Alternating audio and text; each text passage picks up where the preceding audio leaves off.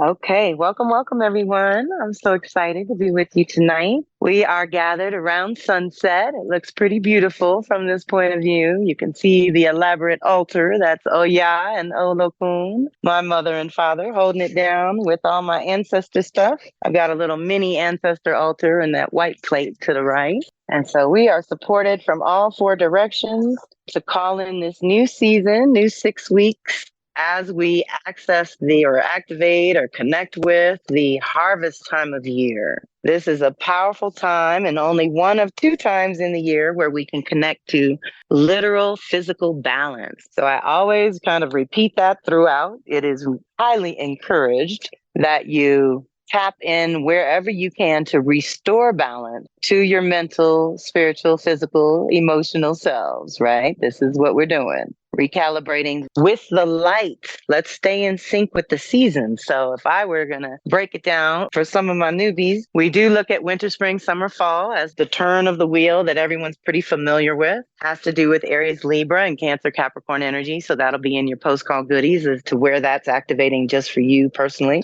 These are the active kind of choices and decisions and things we have to make when we're making moves in the world. There's lots of activity, there's things to do with other people and all that kind of stuff. So we look at that period as the part that we know about, that we're familiar with, as, like I said, following the solar rhythms around the wheel. What I like to get you in tune with is the month before and the month after. The month before the turn of the wheel at winter, spring, summer, fall is always processing time. It's always Gemini, Sag, and Virgo, Pisces in our charts, and it wakes up our processes, our physical processes, emotional processes, mental processes, and gives us a chance to integrate our lives on a certain level, which a lot of people bypass and just skip on through life and don't really process or integrate. And so then the wisdom that they're gaining along the way is never embodied. So we want to do our processing prior to the turn of the wheel. And then as we make these choices and decisions at the turn of the wheel with winter, spring, summer, fall, the month after is always Taurus, Scorpio, Leo, Aquarius time, which are the fixed energies. And this is where we either anchor permanently or release permanently. The fixed energies and the fixed areas of our chart is where we do that aspect of life. So I always want you to get the rhythm. We process, choose, anchor. We process, choose, anchor. If you don't do your processing, you're not going to make good choices. If you don't make good choices, then what you anchor permanently or release permanently can also mess you up. So it's going to be important that you honor the season and what time it is. And so if you're lucky, you've already been processing with Mercury retrograde and Venus retrograde. You've already had some things put in front of you that tell you it's time to upgrade the systems for living in a certain kind of way. Certain things are no longer working. We're feeling blocked over here, but open over here. So you want to work with the energy that's open and flowing for you and available to you and not try to push the river or force anything else. We're going to get into the energetic support. We're not quite out of shadow for all this either. So technically we're still processing, right?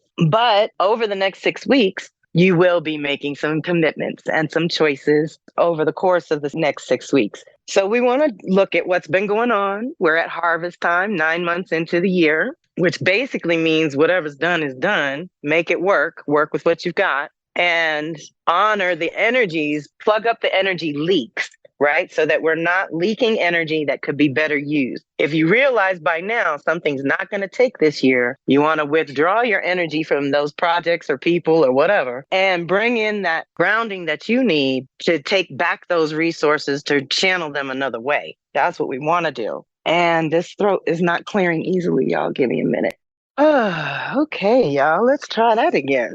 So we talked about the rhythm for the year, following the seasons, which is definitely my thing, y'all. I will say that once I started doing that, life started working a little better because I was going with the energy, going with the flow of where the solar energy is our fuel and our fire and our activation of transformation and the power that we have to move through our lives the way we choose. So we love to honor the turn of the wheel. It gives you permission to keep it moving where you don't get stuck in one area of life but you get to keep moving along with what's supported. If it's processing time, do your processing. If it's choices and decisions time, then do your choices and decisions. And if it's time to anchor or release, then that's what time it is. You want to go with the flow when you can, right? I understand that we can't always stop and drop for the planets, but when we can, I'm telling you, things do work better. So the energetic support we're looking at around this season, this next 6 weeks, basically this is September 22nd to November 7th of 2023. So November 7th will be the next fire ceremony for those of y'all that want to come and do it again. So this is where we look at, like I said, what's going to support us as we navigate the next 6 weeks. We cover the energetic support, which is kind of overall. I'm going to go a little bit by who's active. And then the activations are when the planets interact with each other. That gives us access to energy as well. And it gives us an understanding of the vibe and what's going on around us, again, so that you can work with what's supported. So our energetic support, I always start with the moon. And we're gathering on the 22nd and about 7 days from now in the processing department. So it's a good time for us to be into this ritual. You should still be thinking about on the back burner throughout the night the things that I mention or talk about. Certainly when we get to the divinations, the things you want to release to the fire.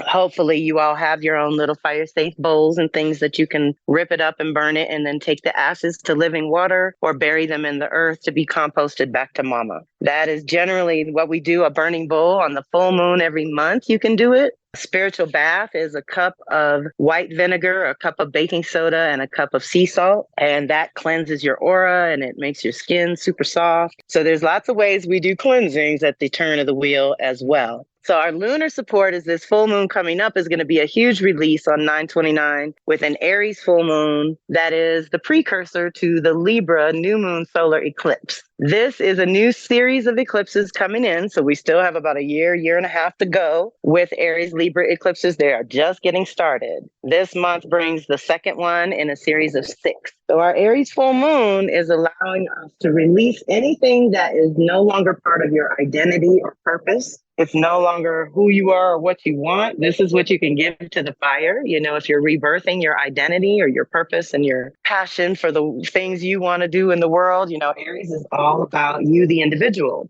But we come to this full moon that precedes the new moon, means we need to do a clearing in order to plant those seeds clean and on a good foot going into the new moon. The thing about the new moon, which is happening October 14th, is that it is a solar eclipse. So it's bigger than the annual Libra new moon. Every year, we would get a chance to call in new levels of relationships, collaborations, and partnerships.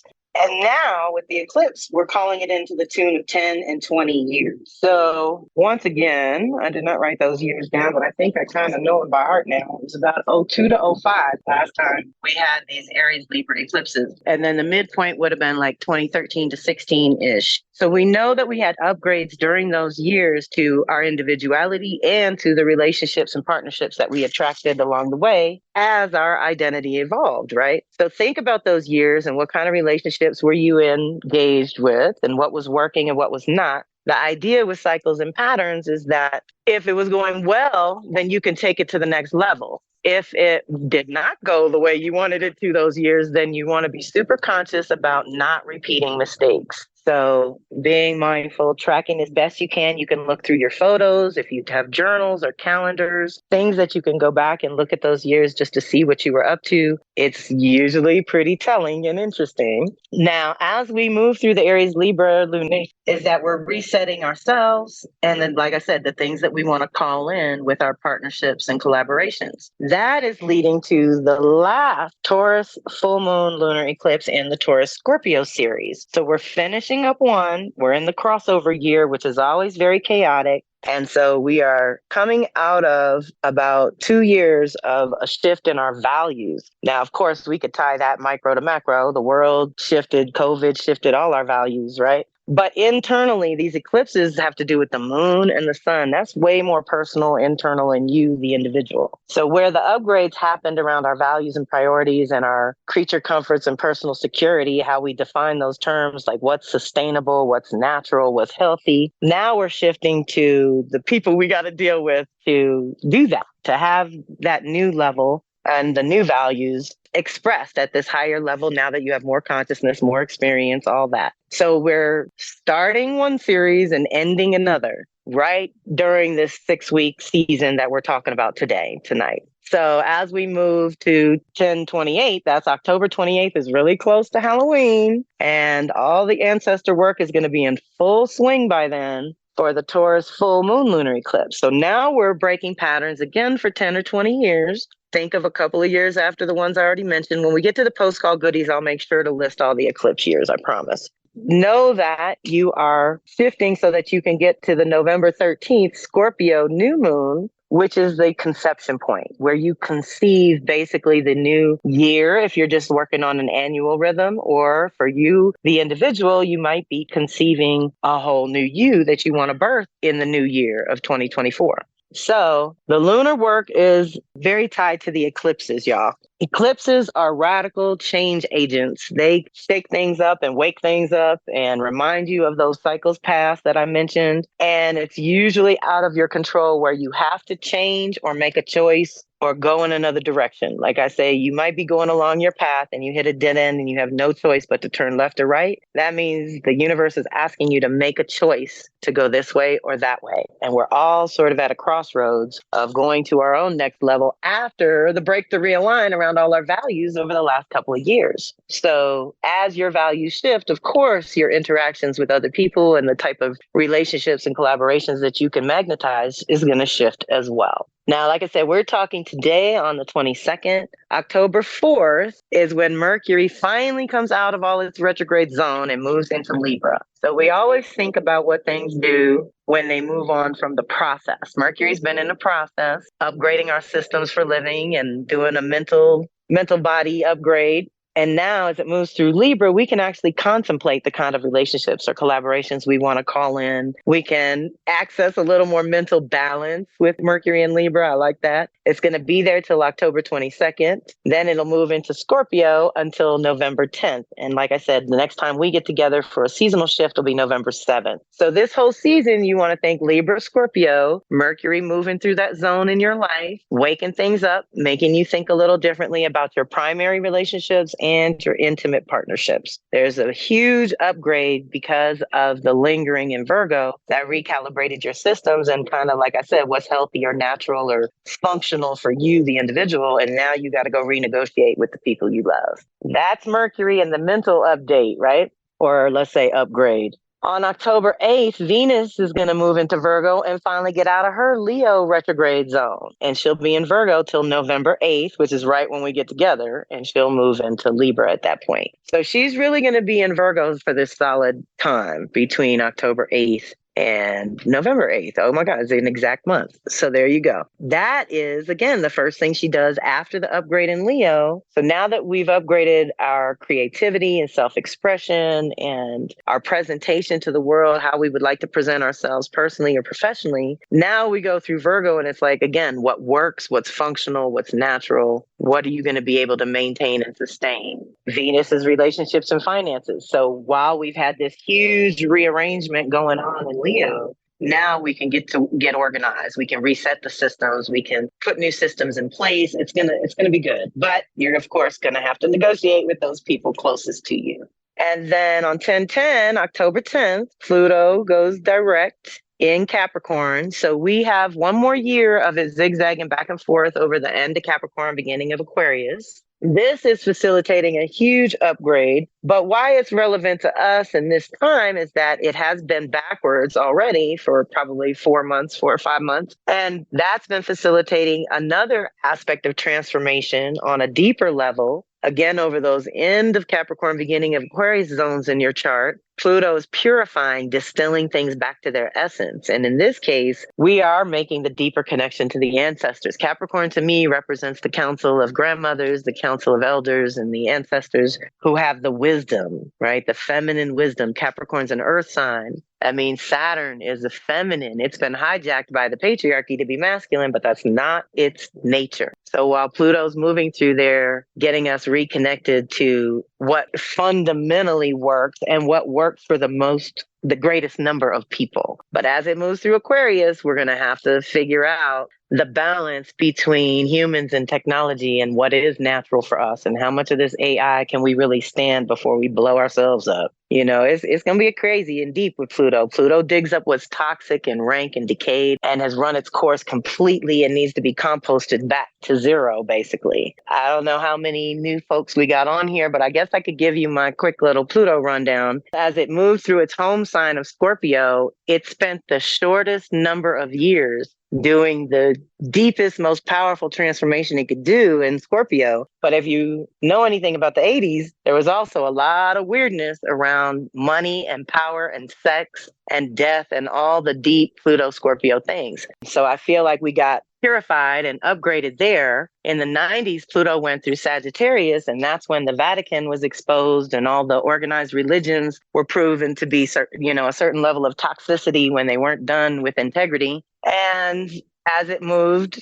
from Sag and all the religion and the belief systems and everything that was toxic about that, it's gone through Capricorn. And we know it's been the systems and the corporations, government institutions, healthcare, education, all the toxicness around that's in those departments, right? So when it gets to Aquarius, it's going to dig up what's toxic about the technology versus humanity and what's good for humans. So we'll see how that goes. But going direct is a good thing. While it's backwards, we actually have more access to Pluto energy for our own personal transformational use. But when it goes direct, we start to see the changes in the world. But you should know that anytime any planet stations retrograde or direct, which means they're standing still, that's what that station means. They're parking for a minute, gathering the energy, intensifying the energy, concentrating the energy in one particular place, and then they move on. So that 10-10 will be a really transformative day no matter what. And if you have strong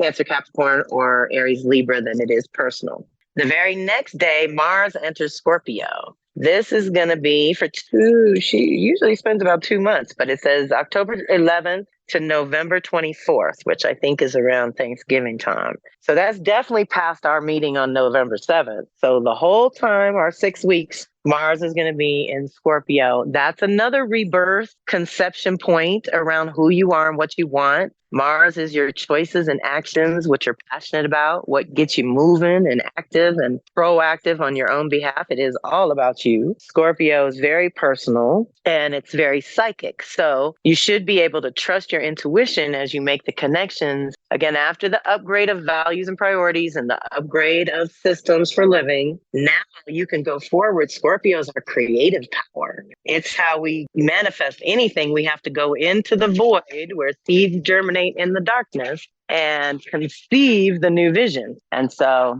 we want to get real clear on what we're bringing from our consciousness into form. And what do we want to rebirth?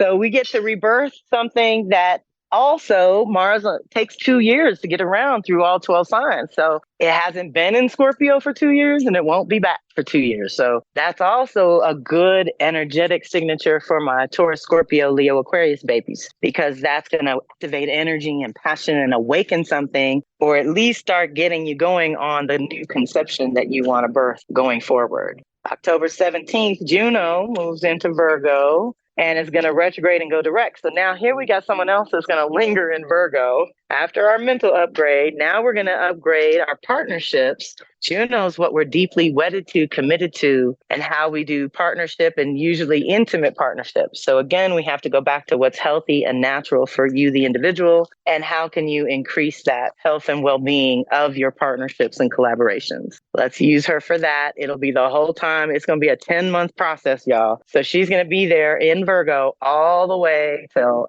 August 9th of 2024. That is damn near a year. And for my Virgo, Pisces, and Gemini, Sag babies, that means a serious upgrade to the partnerships and collaborations department.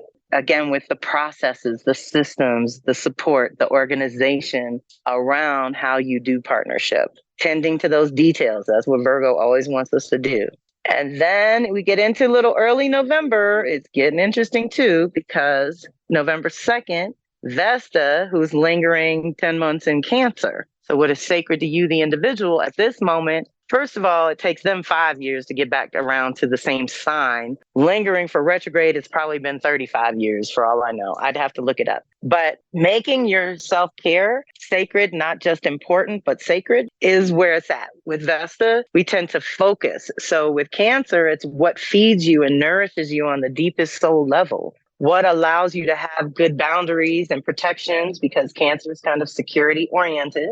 And how do you work your boundaries? Vesta's you, the individual, the virgin who is whole unto themselves, right? So this is very, very personal. And Cancer is what is safe and nourishing and loving and compassionate that works for you. That's where that upgrade is happening. And what her lingering there is going to affect the other departments of Cancer, Capricorn, and Aries, Libra as well. November 3rd, the very next day, Saturn goes direct at 0 Pisces. So this is so interesting, y'all, because basically it just entered Pisces within the last year, went all the way, I'd say, to like 27 or something, and then it went all the way back to 0. So we are getting an extended stay. Saturn's going to be there for at least 2 years, upgrading our reality, and again with our purpose and identity and things that we are responsible for in the world. Our boundaries and protections are very big while it's navigating Pisces, because we want to be able to follow our intuition and negotiate those boundaries that are best for you, the individual. So this is when Saturn goes backwards, we get to refresh and reorganize the reality that we're living. So we've already spent the last 4 months or so doing that. With it going forward, it allows us to again make some moves. So I kind of like that. This is what happens every year. There's sort of a rolling retrograde where they all go backwards, and then a rolling direct where they all go forward back to back. So that's going to be useful for moving toward the end of the year, getting ready for the new year, getting organized. But it's also going to ask you to take some time out, some intentional solitude to do your processing. What's been going on in your world that needs to be stabilized or reorganized or needs a deeper dedication or commitment, let's say. And what's going on in your Pisces department, that's where all this stability is coming into and where you get to renew the reality. And with Pisces, it's the vision. What can you imagine for your life? Okay, the fire likes that one. It wants us to use our imagination. The fire just popped big time, y'all. I don't know if you saw or heard that. Yeah, the spirits do talk through the fire, y'all, every time. And the last one is November 8th. So we'll be getting together on November 7th, hopefully, is Venus moving into Libra until December 4th. So like I said, for most of our whole 6 weeks that we want to talk about, she's in Virgo. But the minute we get to the next season, she'll be moving into Libra. And so when we shift from Virgo to Libra, it's always about taking care of your needs and yourself in Virgo so that you are better able to commit and deal with other people in the Libra realm with relationships. So that is the energetic support. Do we want to take a pause? Does anyone have any questions? This is Kim. I was going to testify if you have time. Thank you, please. Absolutely. This is what we do on this night. I'm actually kind of surprised about what I'm about to say, but back in August, I was given dates. And now that I'm looking at what I was given in August, I see that it was for me to process, choose, and anchor, just like you talked about. It was very specific. It was literally the 22nd of August. I realize now that that was my processing. The 22nd of September is when I'm choosing. And the 22nd of October is when I'm anchoring. And it's interesting because, like I said, I found that in my notebook that I had written that down back in August. And so as a tracker, I see that, okay, I've been tracking that. The other thing I want to share, it goes with these 22s. And it's just something that happened today that made me once again go back and say, okay, why are these numbers? You know, I see numbers. Why are these numbers yelling at me? And so, yes, the first part of the testify was I was in the car at lunchtime. And there was a car in front of me, and its license plate said 6622. I didn't think anything of it until I looked at my clock, and my clock said 1122. And so I said, okay, for me, that is, hey, you need to pay attention. And then in my head, I heard add them together. And as I was adding them together, the person on the radio said 744. So then I really had to, okay, let me take note of that, because that's telling me, hey, there's repeated numbers and it's not random, all that kind of stuff. And so once I got home and kind of did some study on today, today being September 22nd, today is both an 11 and a 22. So I want to talk about that really quick for anyone that hopefully going to set them free. But Yes, please. Thank you. so today is both a 1122. So first I'll just talk about 1122, and then I'll talk about why today's an 11 and why today's a 22. So 1122, it's step out of your comfort zone and leave old and outdated things, ideas, whatever that is behind. Make a concerted effort to steer your life towards a more spiritual based life and lifestyle. So, like I said, today is an 11. So, it's an 11 universal day. What that means is when you add the 9 plus the 22 plus 2020 equals a 7. And the way I do it, you keep the 22 whole. So, 22 plus 16 or 22 plus 7, both of those numbers, you either get a 3811 or you get a 2911. So 11 Universal Day is all about promotion. Like we're all getting promoted right now. Promotion, limelight. It's a day of illumination, inspiration, vision. It's a 2 plus more leadership. And we can talk about engineering, television, AV, all that good stuff, but it's a spiritual day. But today's also a 22. So it's a 22 day of the month. So your day of the month is also very important in numerology. So it's a master day. It's a mix of material and business world. And, I know you were talking about Libra earlier. So 22 is all about balancing emotions and the practical side of your nature. Rest is the remedy for when you are nervous and high strung. I know you were talking about resting earlier. So 22 is definitely a call to rest. Be a universalist, far-reaching power, follow your hunches. It's very intuitive. Live constructively and harmoniously, but it happens doubly for you. And then one more thing I'll say about the 22nd, since it just keeps coming up. In numerology, the end of the numerology week is the number 9, and then it starts back at a 1. So, we talked about, the process, choose, and anchor. 22 August for processing, the 22nd of August, 23, that would have gone to a 1. That's a 1 universal day. And so then we look at the 22nd of September. Like I said, it's an 11. 11 is also a 2. And then October, the 22nd of October, 2023 is a 3. So each one is 1, 2, 3. And they don't go all the way up to 9 because the years always change. And once the year changes, then that number changes as well. We actually start back at a number 4 on the 22nd. But just for anyone who's looking at that process, choose, and anchor, you have a perfect time because last month was a number 1 on the 22nd. Like today's a number 2 or an 11. And then next month is a 3. So you're able to, 1 is all about action, 2 is all about reception, and 3 is all about what you're going to create with all of that action and reception that you had. So that's all I want to give because, like I said, it came as a full one today. I love it. Drop all those things off. I'm not going to go into the 6622 and the 7744. That's something else. There's a whole bunch of other stuff that I was giving. Well, I'm going to give you even more because our divinations tonight are the African Goddess Rising cards. Oh. And we got 29, 38, both 11s. Oh my and gosh. number 40, which is a 4. Yes. For the 22. Oh. So we still got the numbers popping, y'all. Oh my God. Thank you. And when I wrote down 1022, the 4, I'm just gonna get it to you. The 1022. Well, my personal year is an 8. So if anyone else has a personal year of an 8, 1022 with a personal year of an 8 is a 4, and it's a 44. As in, it 4 plus 0 equals 4. So yes, 100% in alignment. They're not playing with us. And like I said, I got a full whatever it's called transmission of every number that we all need to know. Exactly. I love it. Thank you, darling. Oh, I'm so grateful to Kimberly. And anyone else want to pop in before we go to the activations and the divinations? I have to come behind that. Tanita, come on. You gave me goosebumps. She gave me goosebumps.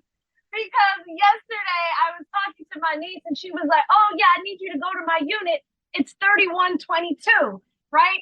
Then when I went to bed last night, before I went to bed, I started making this peach thing. I don't know. I was really in the autumn mode last night. So I made like a peach puff pastry thing at 11:22. I started it, right? It took 22 minutes to complete it. Then on top of that, I went to bed. The last number I saw was 156, which equates to 111. I'm creepy. I can't wait for the divination. I love it. I love it here. Okay? Yes, I love it. This is our happy place, I will say. Yes. Thank you, everybody. So our activations that I jotted down that were kind of special. October 8th Mars in Libra is going to square off with Pluto and Capricorn. So I just always talk about this alignment. When Mars and Pluto do anything together, we all have to just be mindful of our tempers and our frustration and anything that's been underlined that could get triggered, right? So that's the deep subconscious that Pluto represents. Mars is the spark that can trigger things. So let's be mindful. It's relationships and responsibilities being challenged to grow out of comfort zone into new territory, but we can co-create. On the 13th, by then, Mars has moved into Scorpio on the 11th. So by the 13th, it trines Saturn. So I think this is interesting because first we have to grow and change in how we do our relationships and our commitments. And then when it shifts to Scorpio, it's Scorpio and Pisces. Mars and Saturn are super productive. Anything you're thinking of, dreaming of, visioning, you can manifest when those two get together in a trine with ease and grace. Now, Scorpio is your inner psychic, Pisces is your inner intuitive. They both are water signs and the Cancer. All the water babies need good boundaries, okay? Earth and water work together for a reason. We want to give the flow a structure. So being mindful of the emotions and the feelings and the things that are coming up in the month of October, especially as we move through ancestor season. I know most of you are into it like I am. And so things start happening, magic starts happening. We're opening the door right now. This is the time of year when the veils are thinner and it's easier to commune with our angels and ancestors and animal spirit guides. So you want to be ready for that too. That October 13th is right around, didn't we say the 14th is the new moon eclipse, y'all. So it's going to be huge energy around that for resetting a higher level of how you relate with others, how you allow them to interact and relate with you. That's a huge upgrade. And then while Mars is in Scorpio, what do you think happens? It opposes the Jupiter and Uranus in Taurus energy. Jupiter's only there once every 12 years. Uranus is only in Taurus every 84 years. So this is a big deal. Mars is only in Scorpio every 2. So an opposition means we have to integrate the opposites. We have to find the middle ground. We have to balance and integrate certain things in our Taurus Scorpio departments. And what's happening is the Taurus department has been getting expanded for the last 1 to 6 years, as Uranus has like another year or 2 to go. It's been waking us up to our primal needs, our essential needs, how we take care of ourselves, and what is actually sustainable, right? They don't make it easy. You know, the powers that be want convenient, not sustainable. And we're fighting a pretty big machine in that way. But when these two get back to Taurus, it is about our values and about being more natural and organic with everything. Mars and Scorpio, like I said, is just a huge reset, a conception point around who you are and what you want. In this case, what story do you want to tell around the beauty and comfort and security of your life? What have you cultivated with your life choices, even just over the last 9 months to a year alone, if we just keep it in that zone? But if you want to go deeper, think about this. We're still in the midst of Taurus Scorpio eclipses during the 1 year or the couple of years that Uranus is there, that these bigger planets are there. So it's micro to macro, it's individually, socially, and collectively being activated. And there goes the fire again for us to renew our connection to Mother Earth and to nature and to being more, what is the word? I want us to be sovereign, but we want to be more respectful and reverent. That's the word I'm looking for, of Mother and the sustainability of how we live in, and make the micro changes that you can. I mean, again, we're up against a pretty big machine, but you can do what you can do in your little corner. And that's what we encourage you to do. So October, these dates that I'm giving you are prayer days. So October 8th, prayer day is Mars to Pluto in a challenging way. October 13th is Mars to Saturn in an ease and grace way. So you want to be writing down your petition, light a candle and put a glass of water. Ask for how you want that energy to go and sort of set your intention. October 28th, another day we've mentioned before, I think. But that's, again, really close to Halloween. That's when the opposition between Mars and Jupiter. So this is who you are and what you want, opposite your consciousness and belief systems. And how is that getting integrated at a higher level, especially after the other retrogrades with Venus and Mercury, right? So now you're on the other side of that and you've learned something, you've grown, you've put some pieces together, certain things make more sense. all of that, right? So let's use the Jupiter and Uranus to upgrade our consciousness around the beauty way, around the Taurus things of food, sex, and money. We definitely want an upgrade there. Jupiter is all about improvement. Uranus is all about liberation. So however you need to do that, let's use the energies they're good for. 1028 is a good prayer day for Jupiter and calling in a new story between your power to create this life and the manifestation of your vision inside your imagination, bringing those things into form. And then 1111 is when Mars is opposite Uranus. So we always work mojo on 1010, 1111, 1212, all that. So those are magical days. And that day we will be asking for liberation in the Mars department, which is your passions and your sex life and what you care about and what you, like I said, get motivated for, your personal motivation. That's all being awakened. So that's all Mars. The other things I looked at for activations was Venus. This is our masculine and feminine. This is how we get anything done. This is what we look at when we're thinking personal and the rhythms of the year. So 9/29, which is our Aries full moon on that day, Venus in Leo is squaring off with Uranus in Taurus. So there's this kind of last round that she's got to go through. She's done with her retrograde hits, I believe. This is a one and done. But this is one of those things that's still tied to her upgrade, where we are changing our presentation. And that means it's going to change how we live in our day to day, right? So however you have to do those upgrades, call in that full moon to clear out that which is no longer necessary and create space for planting new seeds. 1010 is a busy day energetically. Venus will be at 1 Virgo, opposite Saturn at 1 Pisces. This is all magical because this is the day of our Moon-Venus contact in the Venus circle, where Venus is releasing at 1 Virgo, and 9 months from now, she's going to reclaim at 1 Virgo. And this was something special that I noted because you all know I'm a tracker and I've looked at this, and we often will release and reclaim in the same sign, but I have never once seen it in the same exact degree. So I feel like that's another initiation point post her retrograde through Leo, coming into this new territory, activating a new system, and being opposite Saturn is what can we build with it? What can we make permanent? What can we be responsible for? What can we handle, right? That's going to be important with our relationships and finances. How can we be more responsible? And at this point, still a little conservative because she's just coming out of the zone by then, right? So 1010, big prayer day for your relationships and finances and what you want to make real, connecting to that higher vision, to that new vision. 1021, Venus in Virgo. Now, see, this is the thing. As she traverses Virgo, she's going to tap into all this other stuff going on up in the sky that we've already touched on. The Jupiter and Uranus in Taurus is earth energy. Pluto is in Capricorn, earth energy. So she's going to trine the big boys, and that's ease and grace for you to do the changes you need to do to make the improvements that you want to make, to calling in that new vision and the new story that you want to tell. That's super supportive. So 1021 is a prayer day for working with Venus and Jupiter are the two benefactors. It'll be Virgo to Taurus. So it's your physical systems. And again, with that food, sex, and money and your preferences and your creature comforts. In ease and grace, getting an upgrade. Jupiter's only there once in 12 years. You got to use that benefactor for what it's good for.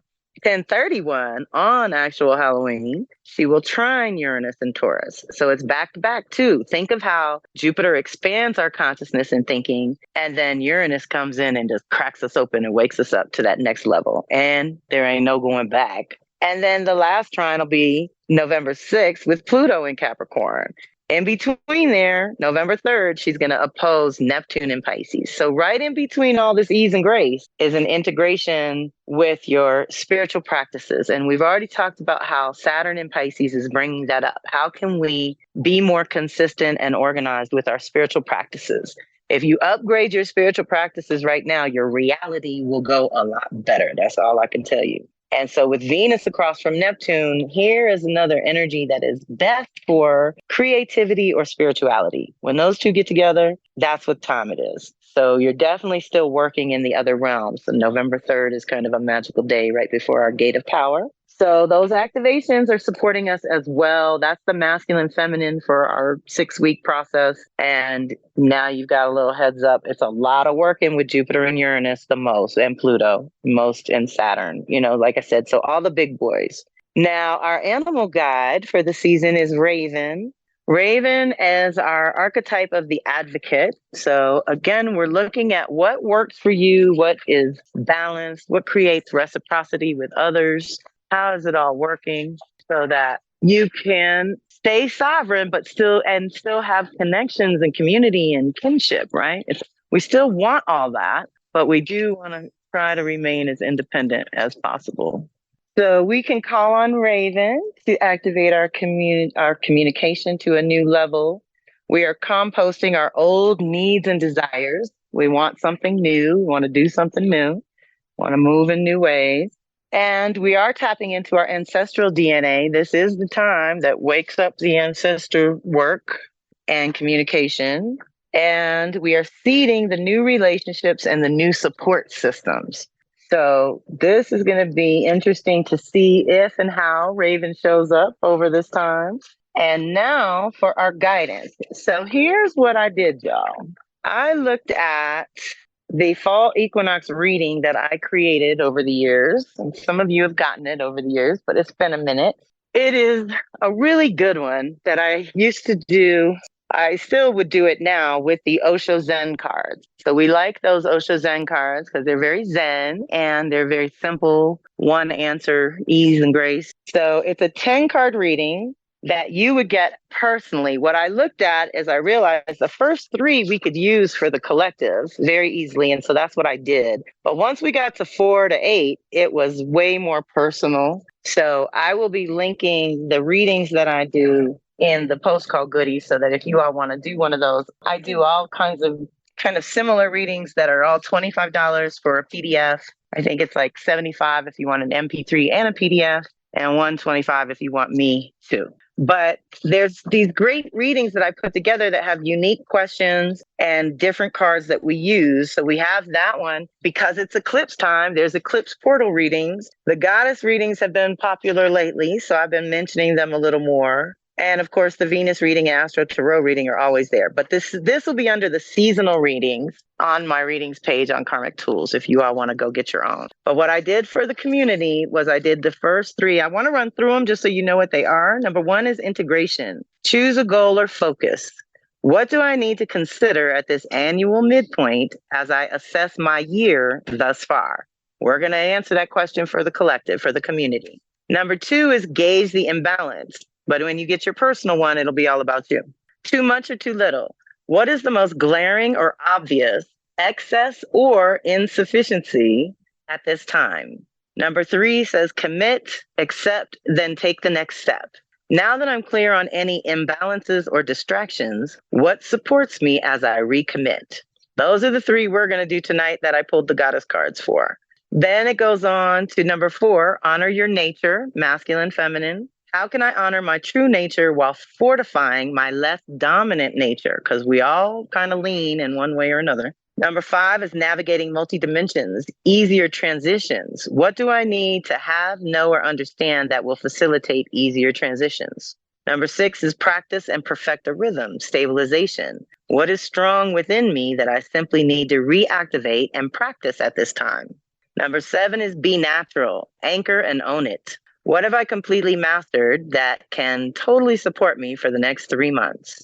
And number 8 is the outcome, overview, or closing the year strong, because this is the fall equinox reading, which has its own, these are unique questions just for fall. What will ultimately support me within and protect me without? And then, of course, above and below. So, like I said, for me, I decided it was best to stick to the top 3 for all of us to share in a message. So, for the first one, integration, choosing a goal or focus. What do we need to consider at the annual midpoint? And I got number 38, Queen Nefertiti, alchemy. Nefertiti, we all got a version of her somewhere. And number 38, we're back with the numbers in the 11. Nefertiti is from the Temple of Queens, the element of fire. She's the goddess of alchemy in Egypt. Nefertiti was a legendary Egyptian queen whose name means a beauty has come. Celebrated as a goddess and her husband's equal, Queen Nefertiti led a spiritual revolution worshiping Aten, the sun god. Her guidance says it is time. You turn everything that life throws your way into gold. You are on the path to fulfilling your purpose. Embodiment says you are an alchemist. You have the power to bend universal energy. Dare to transmute lead into gold by shifting from fear to love. Everything you desire exists in some form of loving energy. Match this frequency. We're looking for the vibrational match. As you raise your vibe, everyone around you got to raise or go away. See it in your mind's eye first. Imagine it. I am loved fully. What does it look, taste, and smell like to be loved unconditionally? I am happy and healthy. See it. I am a money magnet. What does it feel like? The declaration says everything I touch turns to gold. So I took this to mean, because it's harvest time, that we need to be looking into what we've already created. Like I said, what's strong, what's resonant, what has energy. Part of the Venus retrograde was, in the instructions, was to go back over some creative projects and see if any of them still have any juice or life in them, and to reanimate, reactivate, and to elevate them, to bring them forward, but in a different way. When you tried to do it the first time, it just wasn't time. Now it might be time because you've had a huge upgrade inside and out, right? Then our second one was gauge the imbalance. What is too much or too little? What's the most glaring excess or insufficiency? And this one we got Miss Allah for grief. She's another beauty. She is number 29, another 11. Goddess of grief from Igbo, Nigeria, temple of lovers, element of bush. Ancient earth mother, Allah is the foremost Igbo deity. Goddess Allah oversees motherhood, fertility, and the afterlife. After death, humans return to the womb of Allah, replanted in the soil to reincarnate. Give spirit your grief. Bawl it out, wail it out, cry it out. Sob, shriek, shed tears, surrender it. You are holding unprocessed grief. You want to skip over it and get back to quote unquote normal, but grief doesn't go away because you ignore it. The only way to healing is to walk through it. Losing a loved one is the ultimate heartbreak, but you also experience grief after breakups, job loss, and disappointments. Self-love and self-care are required. Ask for support. Be gentle with yourself. The declaration says, I am supported by my loved ones, those who are seen and those who are unseen. So again, calling in your invisible team to help with the grief work is powerful and useful to do that way. But this is deep because this says we still got some processing to do and things are excessive or insufficient in this area. So I'm curious what comes up for you all, if not now, right away, as the 6 weeks unfolds. And then I know some of y'all are going to love this one. We got to number 3, which is commit, accept, and take the next step. Now that I'm clear on any imbalances or distractions, which we said would be grief, right? Or unprocessed things coming up. Now, what supports me as I recommit? And we got number 40, which is Yemaya. And I know I got a bunch of Yemayas on here, but this one is particularly beautiful. 4 to me is definitely stability. I do love the 22s. Yemaya, goddess of awakening, Yoruba, Nigeria, temple of the high priestesses, element of water, of course. Goddess Yemaya controls the ocean, the amniotic fluid that nurtures us before we know ourselves. The healing, loving energy of this Yoruba mother, or Risha, never leaves you. Wake up, awaken now to your true self. Are those tears of joy or sorrow? Let them out. Yemaya swallows your tears. You are vibrating at a higher frequency, so you see everything differently. This is the goddess rising. You are waking up, and once you have experienced awakening, you can never go back to not knowing. Yeah, y'all, you can't unknow what you know, honey. The path of awakening is not straight, comfortable, or easy. You have chosen to lift the veil and have a real relationship with the divine. You didn't come to transcend this world while you're living in it. You came here to dig into the soil, plant yourself, and grow. This ascension is your divine purpose. The declaration says, I am receiving and radiating love. So that is it for the divination.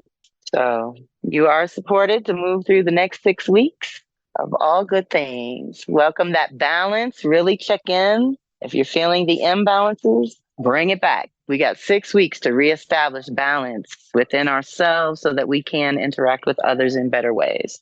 I like that. That's what time it is. And if we go from Libra to Scorpio, we get ourselves together again before we go deeper with the ancestors. So we are recalibrating our relationship and connections with them at this time of year every year. And I highly recommend it. You know, they are our team of support and they can help when no one else can. So always keep that connection going.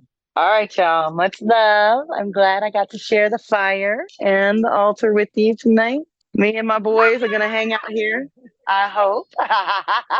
Much Get love. it, This was get it. beautiful tonight. Thank you so much. Bye. Thank you, thank Thank you. you. Thank you. Peace and love, everyone.